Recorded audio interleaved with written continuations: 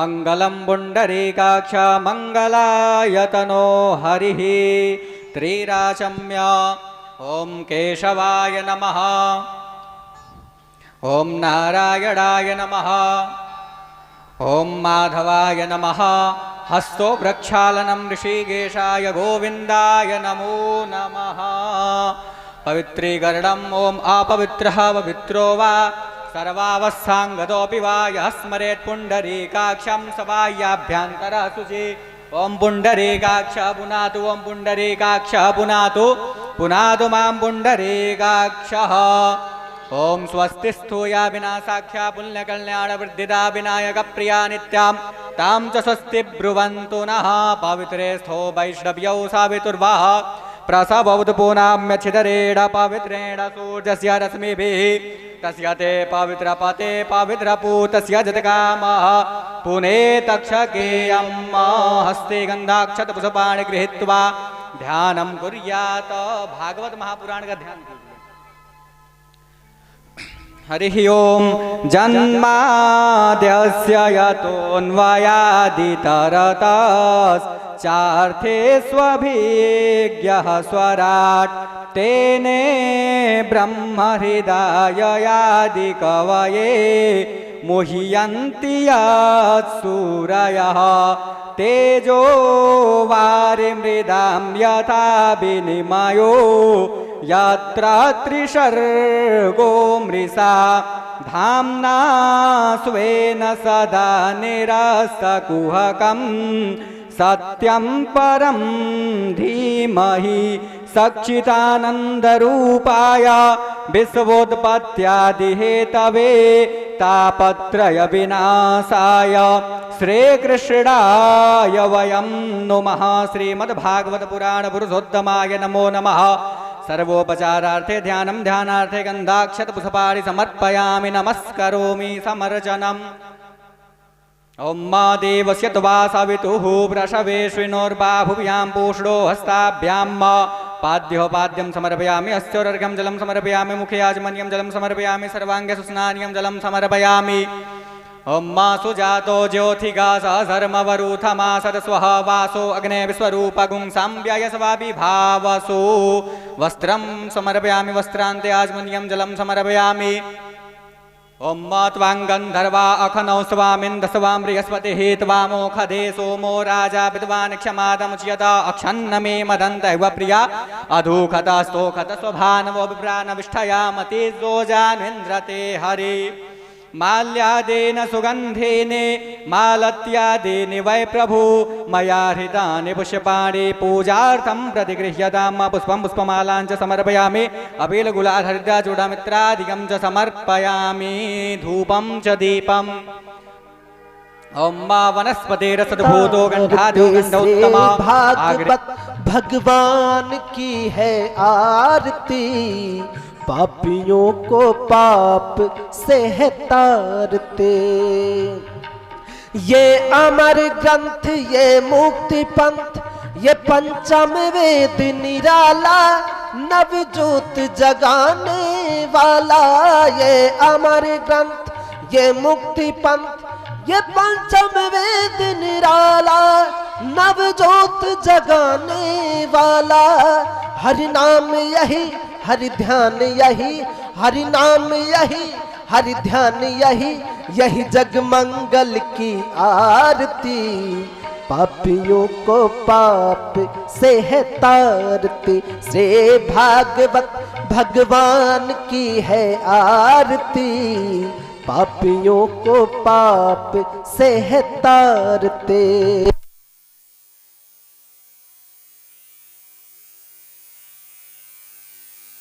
लापां गौरी निरंतर विभूषित वामभागं नारायण प्रियमदं गमदापहारं वाराणसीपुरपते भज विश्वनाथम्। सशंखचक्रं शकरीतकुण्डलं शपीतवस्त्रां सरसेरुहेक्षणाम् सहारवक्षा स्थलकौस्तुभस्त्रियां नमामि विष्णो शिरिषा चतुर्भुजाम् अरुणकमलसंस्था तद्रजः पुञ्जवर्णां करयुगलधृतेष्टां भीतियुग्माम्बुजाञ्च मणिमयमुकुलाढ्यां लङ्कृतः कल्पजालैर्भवतु भुवनमाता सन्ततं श्रीश्रियै नः ध्येयं सदा परिभवग्नमभीष्टदोहां तीर्थास्पदं शिवविरञ्चिनुतं शरण्याम् भृत्यार्तिः प्रणतपा लभवाब्धिपोतं वन्दे महापुरुषते चरणारविन्दम् यं प्रव्रजन्तमनुपेतमपेतकृत्यां द्वैपायनो विरहकातरया जुहाव पुत्रेति तन्मयतया तरवोऽभिनन्दो तं सर्वभूतहृदयं मुनिमानतोऽस्मि करेण वीणा परिवादयन्ते तथा जपन्तेमपरेण मालाम् मरालपृष्ठा शनसन्निविष्टां सरस्वतीं तां शिरिषा नमामि कृष्णत्वदीयपदपङ्कजपञ्जरान्ते अद्यैव मे विशतु मानसराजहंस प्राणप्रयाणसमये कफवातपित्तै कण्ठावरोधनविधौ स्मरणं कुतस्ते नारायणं नमस्कृत्य नरं चैव नरोत्तमां देवीं सरस्वतीं व्यासं ततो जयमुदीरयेत् अज्ञानतिमिरान्धस्य ज्ञानाञ्जनशलाकया चक्षुरुन्मीलितं येन तस्मै श्रीगुरुवे नमः या चण्डी मधुकैटभप्रमथिनी या माहिषोन्मोलिनी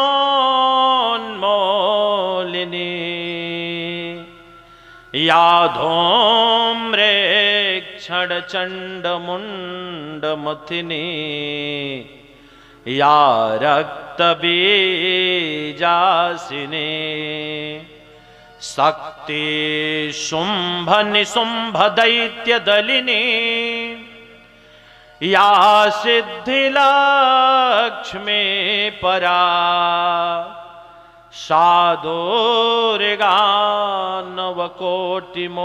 साधुर्गानवकोटिमूर्तिसहिता मां पातु विश्वेश्वरी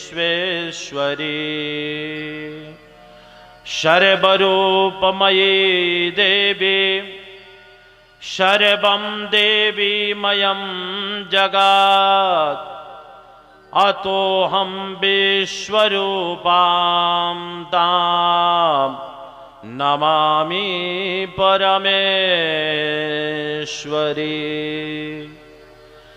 या देवी सर्वभूतेषु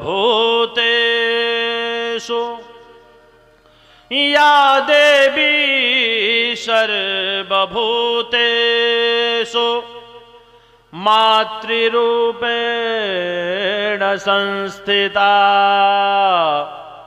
नमस्तस्यै नमस्तस्यै नमस्तस्यै नमो नमः।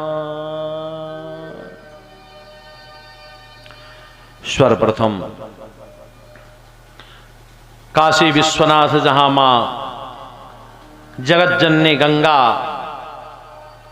सदैव बाबा विश्वनाथ के चरणों को प्रक्षालित कर रही हैं, वैसे भूत भावन शिव महामृत्युंजय गौरी केदारेश्वर सिद्धेश्वर बाबा विश्वनाथ के चरणों में साष्टांग प्रणाम करते हुए ज्ञानियों में अग्रगण्य श्री संकट मोचन हनुमंतलाल जी महाराज के चरणों में प्रणाम। बटुक भैरव काल भैरव बाबा के चरणों में प्रणाम करते हुए सुखदेव जी महाराज सूत जी महाराज के चरणों में प्रणाम। आप अपना स्थान ग्रहण करें। राज ऋषि परीक्षित शौनकादि 88,000 ऋषि सबके चरणों में प्रणाम। आप सब अपना स्थान ग्रहण करें। व्यास जी के चरणों में साष्टांग प्रणाम। आप अपना स्थान ग्रहण करें। गुरुदेव भगवान के चरणों में प्रणाम। आप अपना आशीर्वाद हमें प्रदान करें, अपने स्थान को ग्रहण करें। यहाँ के कुल देवता, स्थान देवता, क्षेत्र देवता, वास्तु देवता, पितृ देवता सबके चरणों में बारंबार प्रणाम। आप सब इत कथा पंडाल में आकर के विराजमान हो, हम सबको अपना आशीर्वाद नित्य प्रदान करते रहें। मां भगवती जगत जननी जगदम्बा परम्बा राजराजेश्वरी त्रिपुर सुंदरी महाकाली महालक्ष्मी महासरस्वती स्वरूपिणी त्रिगुणात्मिका भगवती दुर्गा के मंदिर प्रांगण में हम सब उत्तर प्रदेश जिला कुशीनगर तमकुही रोड समता कॉलोनी में यहां बैठ करके सीता अनुसुईया के पद चिन्हों पे चलने वाली माताएं एवं भगवत रस रसित करने वाले श्रोता बंधु, आप सबको राधे राधे, जय श्री कृष्ण। अभी तक जो भक्त नित्य कथा श्रवण कर रहे हैं नहीं आए हों और आकर के अपने स्थान को ग्रहण कर लें, क्योंकि मैं आपसे कहा हूं कि यह श्रीमद् भागवत का जो मूल कथा है आप सबको मैं 7 दिनों में श्रवण कराऊंगा। इसमें कहीं से किसी प्रकार की कथा मैं कोशिश करूंगा कैसे न दूं, भजन इत्यादि भी कम करके आप सबको श्रीमद् भागवत का जो मूल कथा है वह आप सबको श्रवण करने को मिले। आज हम सब कथा के तृतीय दिवस में प्रवेश करने से पहले नित्य के भांति हम सब क्या करते हैं, भक्ति माता को अपने हृदय में प्रकट करते हैं, क्योंकि जब मां भक्ति आ जाएंगी और जहां भक्ति जाती है, हम सब कल कथा श्रवण कर लिए हैं कि सनत कुमारों ने भक्ति माता को भक्त के हृदय में भेजे। क्यों? ज्ञान को काशी, वैराग्य को अयोध्या, लेकिन भक्ति को हृदय में क्यों? क्योंकि कहे कि हे भक्ति माता, जहां आप रहती हो वहां तो गोविंद को जाना ही पड़ता है।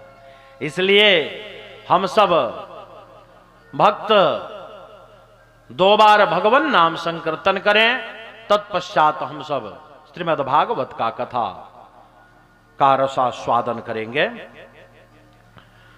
श्री राधे राधे गोविंद गोविंद राधे, श्री राधे राधे गोविंद। भरा है सुखताल चलो, सुखताल चलो।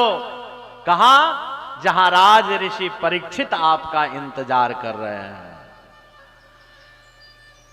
और सूत जी महाराज ने कहा कि ऋषियों ने पूछा था कि सुखदेव जी का जन्म कैसे हुआ, तो हमने बताया अमर कथा में जन्म हुआ। और यहां राज ऋषि परीक्षित का जन्म किसके यहां हुआ है, किसके पुत्र हैं? अभिमन्यु के पुत्र हैं। और उत्तरा के गर्भ से राज ऋषि परीक्षित का जन्म हुआ। जन्म के उपरांत परीक्षित नाम पड़ा, क्योंकि आपसे मैं कल कहा था कि परीक्षित का जन्म जब हुआ तो जितने लोग आते थे, जब घर में बालक होता है तो अगल बगल सारे लोग आते हैं देखने के लिए। वहां जो भी भक्त आते थे, परीक्षित जी केवल देखते थे, न रोते थे, न हंसते थे, न बोलते थे, केवल देखते थे। इसलिए उनका नाम परीक्षित हो गया, क्योंकि यह किसी को खोज रहा है। अगर जो किसी को खोजता है उसका नाम परीक्षित हो जाता है, क्योंकि वो किसी को खोज रहा है। और जब वहीं टेढ़ी टांग वाले गोविंद आए द्वारिकाधीश, तो परीक्षित हंसने लगे, कहे कि यही तो है जो मुझे गर्भ में बचाया था। और आपसे बता दें कि यह दूसरा महापुरुष है।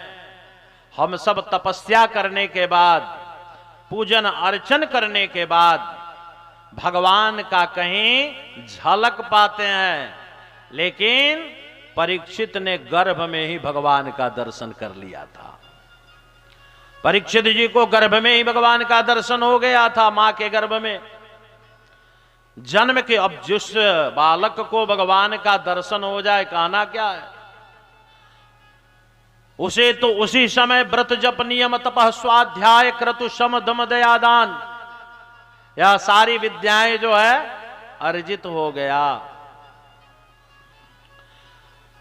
भगवान कृष्ण आए, परीक्षित जो है खिलखिलाकर हंसे। ज्योतिषियों ने सारा गुण जो है पांचों पांडवों का गुण परीक्षित में बताया। लास्ट में ये भी बता दिया कि इस कारण बस इसे 7 दिन में तक्षक नाग डसेगा और इस बालक की मृत्यु हो जाएगी। लेकिन घबराने की बात नहीं है, यह इतना धार्मिक होगा कि अपने मृत्यु का भी उपाय कर लेगा। साहब, हम सब जीने का उपाय तो करते हैं, सब लोग भोजन का उपाय कर लेते हैं, कमा करके वस्त्र का उपाय, कपड़े का उपाय कर लेते हैं, मकान का उपाय, गाड़ी घोड़ा जितना भी सुख है उसका उपाय कर लेते हैं।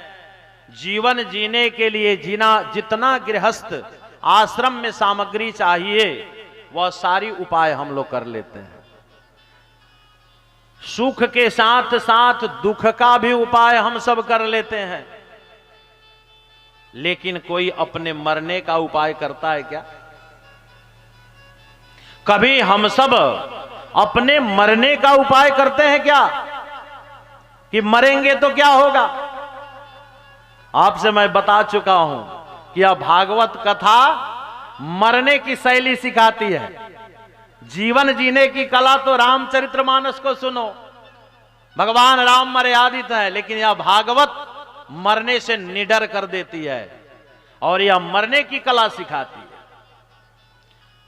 हम सब मरने का नहीं सोचते कि क्या होगा, लेकिन ज्योतिषियों ने कहा कि यह परीक्षित अपने मरने का उपाय भी ढूंढ लेंगे।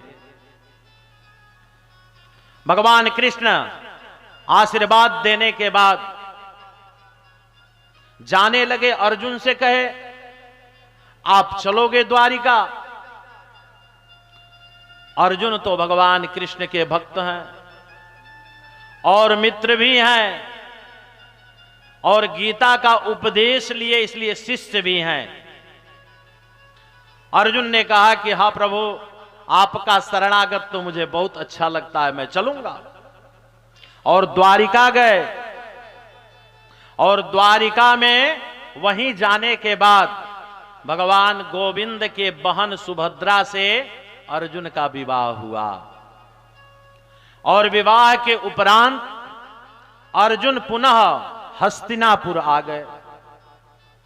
हस्तिनापुर आने के बाद अब परीक्षित थोड़े बड़े हो रहे हैं, थोड़े बड़े हुए, 4-5 साल के हुए होंगे। यहां सुभद्रा, कुंती, यह सब जो है भगवान का स्मरण किए। गोविंद पुनः पधारे हस्तिनापुर। हस्तिनापुर वह शांति दूत बन करके आए, क्योंकि कौरव और पांडवों का बंटवारा करना था। ताकि विदुर जी ने तो बहुत समझाया था। एक बात ध्यान देंगे आपके मन में यह हो रहा होगा कि कल तो महाभारत का कथा संपन्न हो चुका था, लास्ट में दुर्योधन बचा था, वो भी शोकाकुल होकर के मर गया। फिर यह कौरव पांडवों का बंटवारा कहां से शुरू हो गया?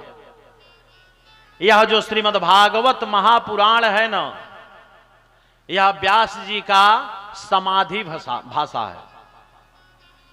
यह समाधि में उन्होंने लिखा, क्योंकि व्यास जी बैठे थे और व्यास जी 18 पुराण, उपनिषद, 4 वेद लिखने के बाद भी उनको शांति नहीं मिल रहा था। कभी कभी हम सब जीवन जीने के लिए सब कुछ कर लेते हैं, घर में, परिवार में सारी सुख सुविधा हो जाता है, लेकिन शांति नहीं मिलता है। क्यों?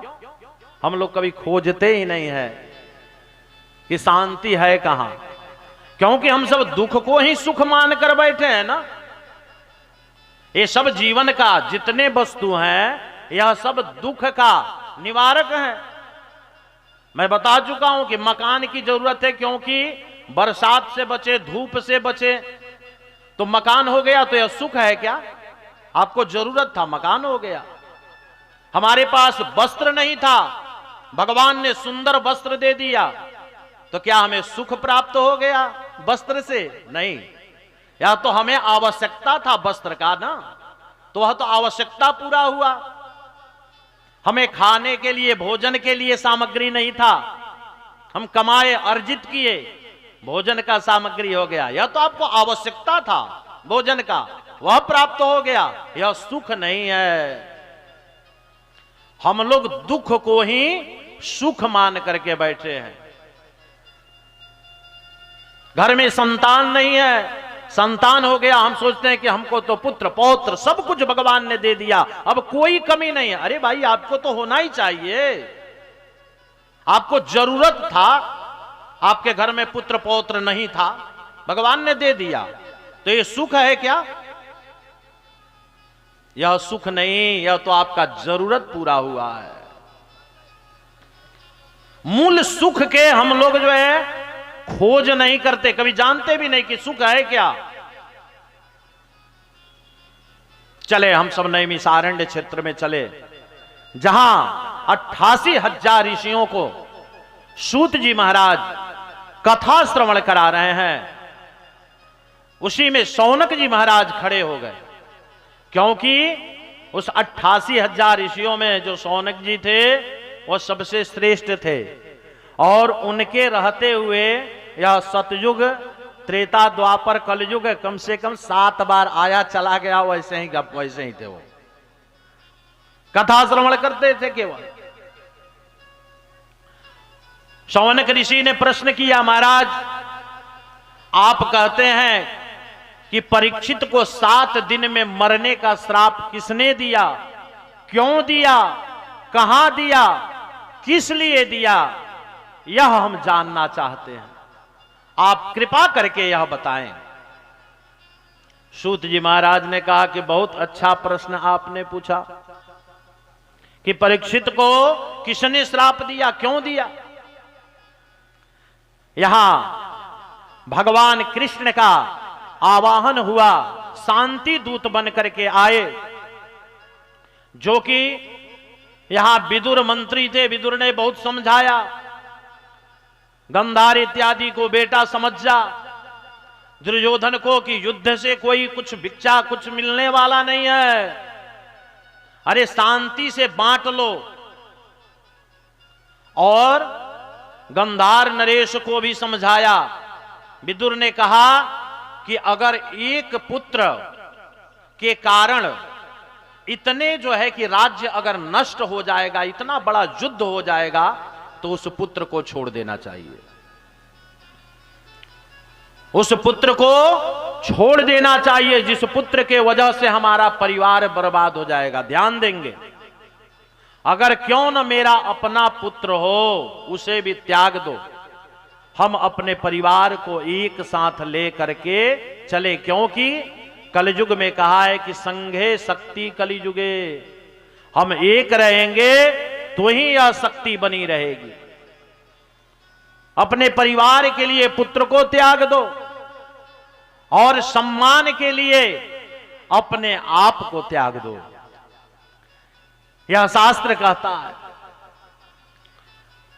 विदुर जी को दुर्योधन ने कहा कि तुम मंत्री हो और मंत्री हो करके हमें, हमारे पिताजी को भड़का रहे हो, हमारे विरुद्ध कार्य कर रहे हो, भाग जाओ यहां से दासी पुत्र, तुम ज्ञान दोगे मुझे।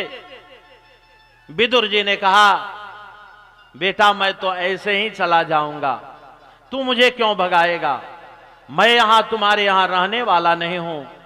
और वहां से त्याग प्रमाण पत्र दे करके विदुर जी कहां चले गए? कदली के वन में, जहां केला का वन था चारों तरफ से, और उसी में जाकर के विदुरानी से विदुर जी ने कहा कि देवी आज तो भगवान की बहुत बड़ी कृपा हो गई। विदुरानी ने कहा कि क्या हुआ? आज मैं मंत्री का पद त्याग करके आया हूं, आज बहुत खुशी है कि हम सब अब केवल भगवान का, गोविंद का भजन करेंगे, उन्हीं का अर्चन करेंगे, उन्हीं का कीर्तन करेंगे, अब हमें किसी नौकरी से मतलब नहीं रहा। विदुरानी ने कहा बहुत अच्छी बात है। क्या यह हम सब सोचते हैं? अगर हमारा कोई कार्य बन जाता है तो हम तो कहते हैं कि हमने किया, लेकिन अगर बिगड़ जाता है तो भगवान ने किया। लेकिन यहां विदुर जी को नहीं, बिगड़ा तो भी सुख, बना है तो भी सुख। विदुर जी भगवान गोविंद का भजन करने लगे कदली वन में। भगवान कृष्ण शांति दूत बन करके आए हस्तिनापुर। दुर्योधन ने हस्तिनापुर को इतना अच्छा सजा दिया था कि जहां चलते थे वहीं पुष्पों का सुगंध, इत्र का सुगंध ही सुगंध मिलता था। भगवान ने कहा कि इस सुगंध से मुझे अच्छा नहीं लग रहा, क्योंकि भगवान को बनावटी तो चाहिए नहीं, उनको तो सत्य का जरूरत है। भगवान आए और आकर के सभा में सबको प्रणाम करने के बाद, गंधार नरेश गंधारी इत्यादि से मिलने के बाद आपस में सबको समझाने लगे और कहे, दुर्योधन मैं तो तुमको कभी दुर्योधन कहा ही नहीं, तुम तो सुयोधन हो। सुयोधन किसे कहते हैं? जिसकी शुद्ध बुद्धि हो। और दुर्योधन कहते हैं जिसकी बुद्धि में केवल दुर्बुद्धि ही भरा हो। लेकिन मूर्ख को जब बड़ाई करते हैं ना तो वह प्रसन्न होता है। इसलिए भगवान ने कहा कि हम तो तुझे दुर्योधन कभी मानते भी नहीं, तू तो सुयोधन हो। चलो, या पांडव तुम्हारे भाई हैं ना, चचेरा भाई हैं? दुर्योधन ने कहा हां भाई हैं। तो हस्तिनापुर में इनका भी हिस्सा हुआ? हाँ हाँ हक हुआ इनका भी। आधा आधा हुआ? हाँ आधा हुआ। तो चलो तुम आधा न दे करके 5 गांव 5 पांडवों को दे दो। दुर्योधन ने कहा कि यह तो नहीं हो सकता, सब कुछ मैं मानने को तैयार हूं, लेकिन मैं इन्हें कुछ देने वाला, एक सुई का नख के बराबर। महाभारत में आया है कि दुर्योधन ने कहा कि सुई के नख के बराबर मैं देने वाला नहीं हूं गोविंद, बिना युद्ध के मैं कुछ नहीं देने वाला। भगवान ने कहा दुर्योधन तुम युद्ध जानते नहीं हो, अभी तुमने नानी से दादी से कहानी में श्रवण किया होगा युद्ध का, तुझे मालूम नहीं कितनी माताएं जो है विधवा हो जाएंगी, कितने पुत्र पौत्र इस महाभारत में मारे जाएंगे। तुम्हें युद्ध की गरिमा मालूम नहीं। अरे बांट लो इन्हें, मैं नहीं कहता कि पूरा हस्तिनापुर पूरा राज्य दे दो, 5 गांव दे दो, मैं समझा लूंगा। दुर्योधन ने कहा कि एक सुई के नख के बराबर देने वाला नहीं। गंधारी ने तुरंत दुर्योधन को रोका, कहा बेटा तू किससे बात कर रहा है मालूम है? यह गोविंद है, और गोविंद चाहे तो यही तो सच्चिदानंद है, उत्पत्ति करता, पालन करता, संहार करता, इस संसार का संहार हो जाएगा। दुर्योधन तुरंत जो है डाउन हो गया, कहा कि गोविंद चलिए आप जैसे कहेंगे मैं कर लूंगा, आप सब बड़े हैं, जानते हैं कि मैं तो कभी अपने मन में कोई बात तो रखता नहीं हूं, मैं जो भी होता है कह देता हूं, मैं कभी मन में नहीं रखता, गोविंद मुझे माफ कर दे। चले पहले माताजी हमारी बहुत सुंदर भोजन बनाई है, भोजन करके आते हैं। भगवान कृष्ण ने कहा दुर्योधन मुझे तो भोजन के लिए विदुर जी महाराज का जो है निमंत्रण गया था। उस सभा में सबसे पीछे विदुर जी बैठे थे। विदुर जी ने कहा कि अरे मैंने कल निमंत्रण दिया था, लेकिन विदुर जी तुरंत उठे और चल दिए बजरिया में जाकर के मक्खन मिश्री मलाई के लिए कि गोविंद आज हमारे कदली वन में आएंगे, और जाकर के विदुरानी से कहे आज हमारा यह कदली वन धन्य हो गया, हम सब इतना गोविंद का अर्चन पूजन कर रहे हैं, आज कन्हैया आए हस्तिनापुर और शांति दूत बन करके और बोले हैं देवी कि दुर्योधन मुझे आपके घर नहीं, मुझे तो विदुर काका के घर से निमंत्रण है। और देखो कन्हैया जो कहते हैं तो झूठ तो बोलते नहीं, वो तो आएंगे ही, आएंगे भोजन करने के लिए। भगवान भी यहां से तैयारी किए, दुर्योधन बहुत मनाया लेकिन कहे कि नहीं, क्योंकि भगवान को तो भाव प्रिय है, भगवान भोजन तो किसी के करते नहीं। और भगवान तुरंत उठे और कदली के वन के तरफ चले। अभी यहां विदुरानी जी स्नान कर रही हैं, विदुर जी गए हैं बाजार से मक्खन मिश्री लाने के लिए, और कन्हैया जा करके और दरवाजा डगडगाने लगे, काकी जी दरवाजा खोलिए। विदुरानी जी तुरंत जो है दरवाजा खोली, ऐसे ही स्नान कर रही थी, और जैसे आई और देखी कि अरे लाला तू आ गया, और तुरंत जो है घबरा करके जैसे कृष्ण के पास गई। भगवान गोविंद ने देखा कि अब तो काकी जी जो है कि मेरे प्यार में मग्न हो गई, इसलिए भगवान ने अपना काली कंबल जो है विदुरानी के ऊपर डाल दिया। और विदुरानी जी कभी यहां चौका लगाएं गोबर का, कभी वहां लगाएं। कन्हैया तू कहां बैठेगा, बोलना कहां अच्छा तुझे लगेगा इस कदली वन में? मैं अपने हाथों से रोज इस केला के वृक्ष में पानी देती हूं, और ये जितने अच्छे अच्छे केला है ना, सब मैं कहती हूं कि ऐसे ही पके रहना, क्योंकि मेरा गोविंद आएगा तो उसे मैं खिलाऊंगी। आज वह मौका आ गया, तू बैठो ना। जो पीढ़ा जो है सीधा रखना चाहिए उसको उल्टा करके रख दें, और उसी पे भगवान गोविंद विराजमान हो गए। और विराजमान हो करके विदुरानी पूछने लगी, कन्हैया और बताओ वहां द्वारिका में सब कुछ अच्छा है ना, सब रानी पटरानी सब बच्चे सब लोग अच्छे हैं ना? भगवान ने कहा कि काकी जी सब अच्छे हैं, लेकिन मैं अच्छा नहीं हूं। विदुरानी ने कहा क्या हुआ? काकी जी पेट पे हाथ फिराते हुए गोविंद ने कहा कि मुझे बहुत जोर से भूख लगी है। विदुरानी ने कहा कि रुक जा, तुम्हारे काका जी गए हैं और बाजार से माखन मिश्री लेकर आते ही होंगे, मैं तुझे अच्छा अच्छा जो है भोग बनाऊंगी और तुझे भोग खिलाऊंगी। कन्हैया बोले काकी जी अब तो रहा नहीं जाता। ठीक है कन्हैया, कुछ केला ही खा लो या कदली, या बहुत ही मीठा है, क्योंकि मैं जल देती हूं ना इसमें। और विदुरानी केले का फल लेकर के आई, और भागवत में आया है कि केला का छिलका छिल करके भगवान गोविंद को खिला रही हैं, और केला फेंकते जा रही हैं, और गोविंद भी छिलका खाते जा रहे हैं। भगवान जो है भाव में कुछ नहीं देखते। और भगवान छिलका ही छिलका खाते जा रहे हैं और केला विदुरानी फेंकती जा रही हैं। कुछ क्षणों के बाद जब विदुर जी आए और बोले, देवी अरे कन्हैया आए कि नहीं? अरे आप कहते हो कन्हैया तो कितने समय से आ गए हैं, आप माखन मिश्री लाए कि नहीं? हाँ देवी मैं सब कुछ लाए हूं। और थाल में फिर से सजा करके माखन मिश्री लेकर के जाती हैं और कहती है, कन्हैया अब यह केला का फल छोड़ो, अब तुम यह माखन मिश्री खाओ, हमारे घर बड़े दुर्भाग्य से आए हो। गोविंद ने कहा, काकी जी अब तो पेट भर चुका है, अब तो माखन मिश्री खाने का इच्छा ही नहीं हो रहा।